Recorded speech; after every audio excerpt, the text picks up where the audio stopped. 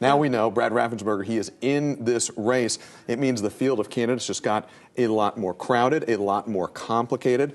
Raffensperger this morning, he launched his campaign with a video, and in it he attacked Democrats and he touted his Republican bona fides. When Joe Biden's Justice Department attacked Brad, he stood strong and stopped Biden from overturning Georgia's election integrity law. Now, Democrats, of course, they would push back on the framing of that issue, but it's also important to note not all conservatives support Brad Raffensperger, or at least they didn't in the wake of that 2020 presidential election, because back then he gained national prominence. Many Georgians will remember this. Gained national prominence for his role defending Georgia's election results against criticism from some Republicans, including President Donald Trump. Lieutenant Governor Burt Jones, who was at the time a state senator, he also questioned those 2020 results, and he is now running for governor in this Republican field.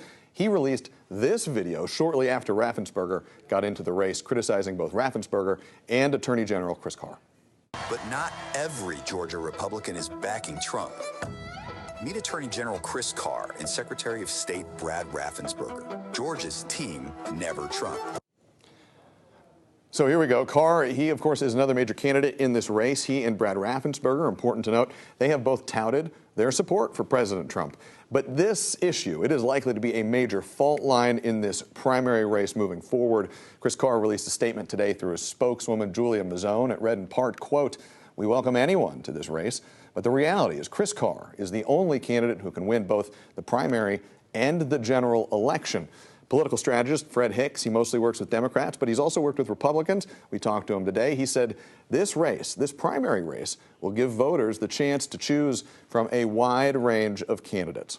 We're going to know where Georgia is overall, and we're going to know where Democrats and Republicans are in Georgia. And I think that'll be a referendum and really a harbinger for what we can expect to see across the country. So we say in Georgia politics so much. This is going to be a lot for voters to think about and think through. The good news is they're going to have time to do it. The primary is not until May of next year. You would think it's next week. It feels like that, doesn't it? But we have a long road to go. And certainly already some major additions just this week alone, so a lot to continue to watch. And potentially more to come. Potentially more to come. We will be on top of it, as always. All right. Thank you so much, Zach.